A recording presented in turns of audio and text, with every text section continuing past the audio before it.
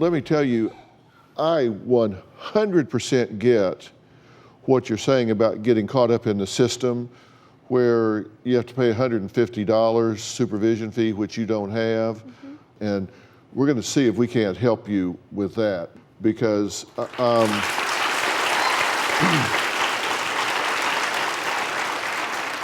all about the unification of family. Fair enough. So cross that off. Okay. Now, this foreign accent syndrome, do some people think you're just making this up? I do.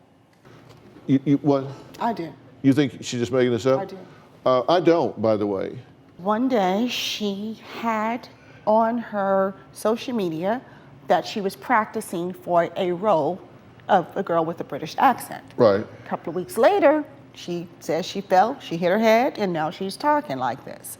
You can't go to an ER, have a CT, and then say, okay, you have foreign accent syndrome. You have to go through all these tests. Yeah. And I went through that. Okay, and I explained that to her and my sister. Can you, with effort, speak in your normal, lifelong accent? I can try, but most of the time, I mean, even when I'm singing, I have to push past the accent. I understand. I am originally from Hampton, Virginia. I mean, that's kind of what I sounded like before. Let me define foreign accent syndrome for you. Okay. Foreign accent syndrome is a speech disorder that causes a sudden change to speech so that a native speaker is perceived to speak with a foreign accent. They're not actually speaking with a foreign accent.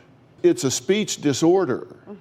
And what happens with the speech disorder is if you've had a brain injury or you've had a stroke, then it can change the speech patterns in such a way that there are certain consonants, there are certain vowels, there are certain utterances that are altered in a way that mimic a foreign accent.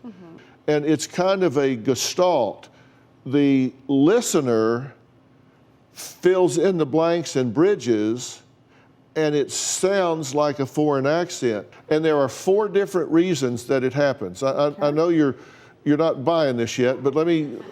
No, I'm not, because I got more to tell you. Yeah, okay, I understand, but let's talk about this. There are 4 reasons that this happens, what you're seeing here happens. One is neurogenic, and this occurs after a central nervous system damage. Okay, there's been something's happened to the central nervous system.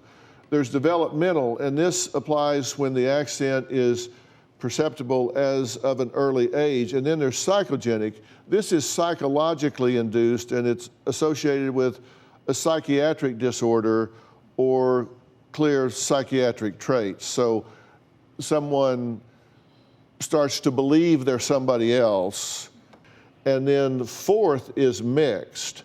And that's when the foreign accent syndrome patients develop the disorder after neurological damage, but they will actually start modifying it. They'll go with it so much to enhance a new persona. So there's a mix between neurological and psychological that goes together. Tia says not only does she have this accent, that now that she could speak, what is it, Arabic, Chinese, German, sign language, everything. I mean, she could speak to fairies. I mean, you know what I'm saying? Tia, we have it on tape.